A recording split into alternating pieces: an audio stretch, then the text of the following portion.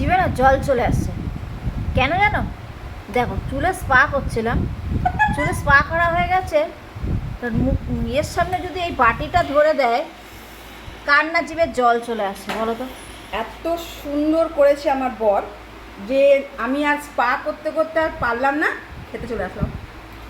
আম মাখা জাস্ট ফাটাফাটি, টক ঝাল মিষ্টি একদম পারফেক্ট। উফ, হেভি হয়েছে।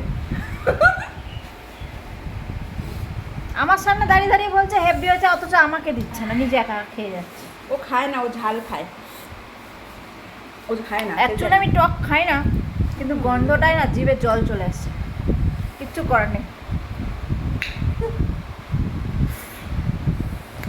যে যে খাবে কমেন্ট করো, আমার বর দিয়ে আসবে তো।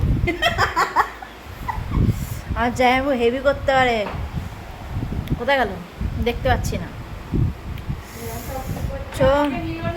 একটু আম মাখা খেয়ে নিই, টাটা আর পাচ্ছি না।